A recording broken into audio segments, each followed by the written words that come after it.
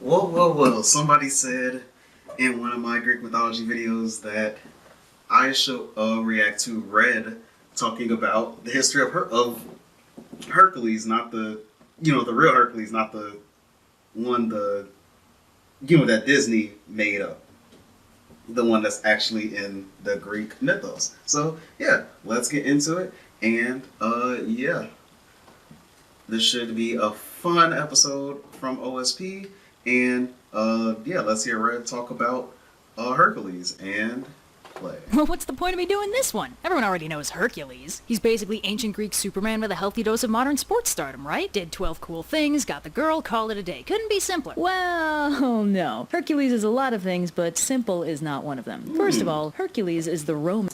Oh, also subscribe to the channel. I want to get 1,000 subscribers by my birthday, September 13th. Also, this was recommended to me, like I said, this was recommended to me by a subscriber. You can recommend me videos down in the comment section down below. And yeah, let's get back into the video. Just want to say that before we got too deep into it.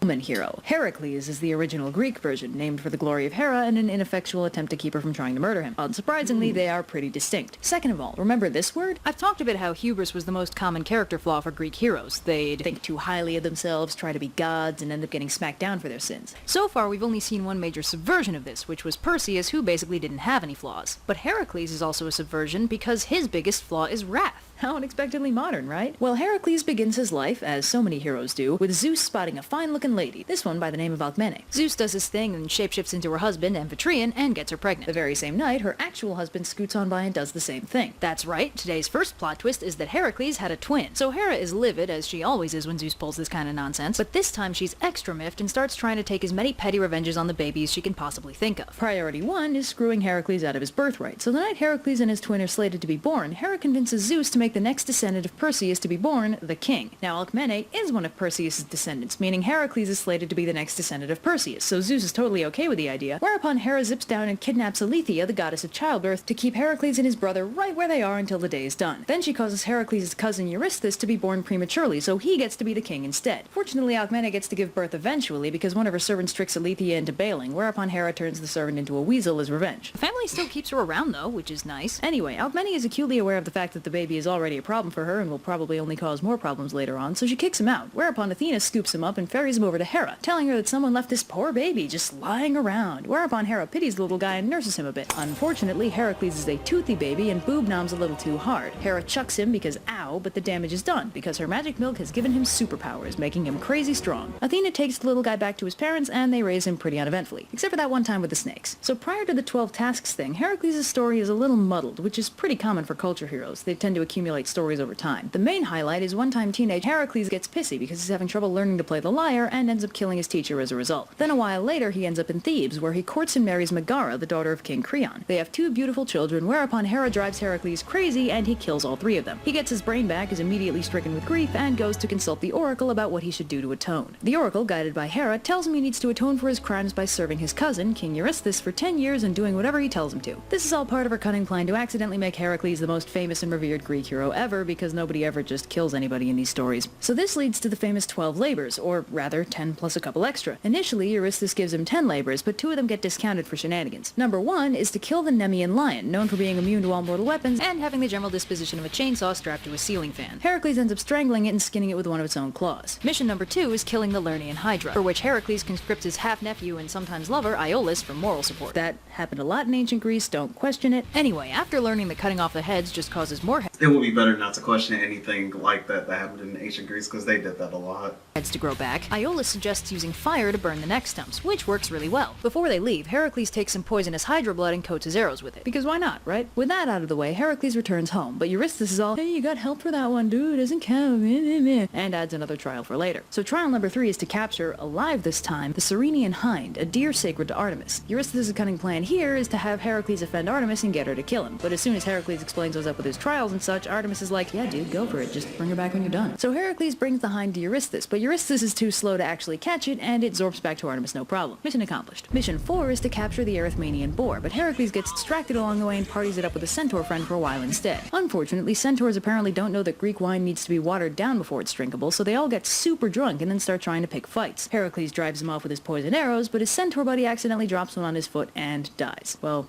that was kind of pointless. Anyway, after that fiasco, Heracles visits the immortal centaur Chiron for advice, who tells him that the boar is impossible to stop while charging, so he needs to drive him into the snow to immobilize him and then carry him off. So Heracles does, immediately freaks out and makes him release it back into the wild. Mission number 5 is to clean the stables of King Augeas, which are filthy. So Heracles first gets the guy to promise him 10% of his prize cattle if he manages to pull it off, then diverts 2 rivers through the stables and cleans them out super efficiently, surprisingly not demolishing the building in the process. But Augeas is a sore loser and refuses to pay up, so Heracles and Augeas' son Phileus take him to court, whereupon he sidesteps all that legal nonsense by banishing them both, because he is the king. And then Eurystheus refuses to credit the trial because Heracles did it for pay, even though he didn't get paid. Heracles gets pretty pissed and kicks Augeas out of the kingdom and makes his son Phileus the king, then takes his cows and goes home. Mission number 6 is to drive out the Stymphalian birds from the swamp they live in, which he does with a little divine help. Athena has Hephaestus make him a special rattle to frighten the birds into the air, whereupon Heracles is free to shoot them down. Trial 7 is to capture the Cretan bull, mostly known for being the father of the Minotaur. Ew. So Heracles wanders into Crete and asks Minos if he can take the bull, which Minos is fine with, since that stupid bull has done nothing but wreck stuff ever since it got there. So Heracles picks him up and brings him back, whereupon the bull breaks loose and wanders around Marathon for a while before dropping out of the story completely. Trial 8 involves capturing the mares of Diomedes, which is complicated by the fact that the mares mostly eat people, and they're very hard to control. Heracles ends up isolating them on an island he dug out for just that purpose, then kills Diomedes and feeds him to the horses to calm them down. This chills them out enough that it's easy for him to bring them back. Trial number 9 is to retrieve the girdle of Hippolyta, queen of the Amazons. Fortunately, Heracles being Heracles, this isn't too hard, as Hippolyta takes one look at him and quite willingly drops her clothes. However, Hera decides this was too easy, and spreads a rumor among the Amazons that Heracles intends to kidnap their queen. They dogpile on him, and in the chaos, Heracles kills Hippolyta for some reason and bails with the girdle. Mission 10 is to steal the cattle of Geryon. Unfortunately, he lives on the other side of a stupid hot desert, and Heracles gets so grumpy and overheated that he fires an arrow at the sun. Fortunately, Helios finds this charming rather than intimidating, and loans Heracles his sun chariot to get him there faster. So Heracles touches down on Erythia, whereupon he's attacked by Orthus, the 2-headed dog,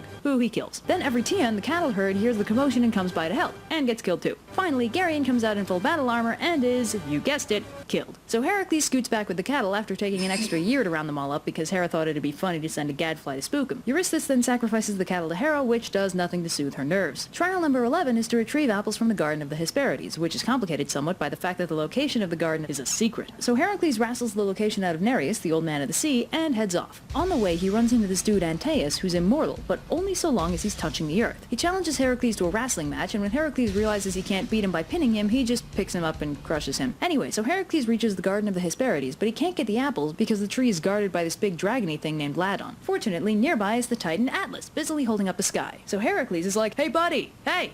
Yeah, wanna do me a solid and grab me some apples? And Atlas is like, sure dude, but you'll need to carry this. Sky ain't gonna hold itself up, you know? So Heracles tags in and holds up the sky while Atlas scoots over to the tree and picks some apples. So Heracles is like, yo, thanks man! Hey, can you tag back in? And Atlas is like, you know, actually, how about you just tell me where to take these, and I deliver your apples for you? So Heracles is like, oh man, that just sounds great, but, you know, my cape's getting really uncomfortable. Could you, like, tag in for a second so I can adjust it and then we'll swap back out? And Atlas is like, what could go wrong? And takes back the sky, at which point Heracles obviously bails. For his 12th and final labor, Eurystheus straight up tells Heracles to go to hell and kidnap Kerberos. So Heracles traipses down to Hades, whereupon he bumps into Theseus and Pirithous, still fused to their chairs. They ask him for help, so Heracles frees Theseus, but when he tries for Pirithous, there's a huge earthquake, which he takes as a sign that he should probably leave him there. So Heracles heads deeper into the underworld and encounters Kerberos, along with Hades, who asks him what exactly he thinks he's doing. So Heracles tells him he's here to kidnap his dog, and Hades tells him okay, but he can't use any weapons to do it, which Heracles is fine with because, again, wrestling. So he bear hugs one of Kerberos' heads until he gives in, and I guess Hades objects or something because most tellings of the story involve Heracles shooting him for some reason. So Heracles drags Kerberos out to Eurystheus, who is unsurprisingly so terrified that he demands Heracles return him immediately. So Heracles carries Kerberos back to Hades and goes on his merry way, finally free of his service to Eurystheus. Now Heracles' story doesn't end with his labors. He has all kind of hijinks, frankly too many to list here. A lot of those hijinks were romantic. He was married 4 4 times, his third wife being the one to kill him. And one noteworthy thing is that Hercules, as a symbol of pure masculinity for Greece, had a lot of dude lovers too, because what's manlier than 2 men? Apparently in Plutarch's time, it was customary for male couples to worship at the tomb of Iolaus, who was widely considered to be Heracles' primary boyfriend, which is kinda sweet. But anyway, I kinda glossed over the fact that he dies somewhere along the line, so let's talk about that. Heracles is on marriage number 3, and his wife is this lady Deianira. For those of you who know Greek, her name is a spoiler, as it translates to husband destroyer. So one day, this centaur Nessus decides to kidnap her, which Heracles obviously objects to. He shoots the centaur with one of his old hydroblood arrows, and the poison centaur tells Deianira that his blood can totally make a potion to keep her husband faithful should she ever need such a thing. He persuades her to bottle some of his blood, and then dies. This becomes relevant several years later, when Heracles falls in love with this other lady, Iole. Deianira remembers the love potion thing, takes some of the blood, and smears it on the inside of one of Heracles' tunics. Whereupon, because it's full of hydrovenom and very, very poisonous, the blood melts into Heracles' body and seriously f***s him up. He's too tough for it to kill him, but it really hurts, so he kinda decides to die anyway. Heracles throws himself into a funeral pyre and burns away his mortal half, becoming a pure god and ascending to Olympus in the process, whereupon he marries Hebe, the goddess of youth. Philoctetes, the guy who lit the pyre, gets gifted Heracles' poison arrows and later uses them to kill Paris in the Trojan War, so I guess some good came of all this. Hercules, hero of song.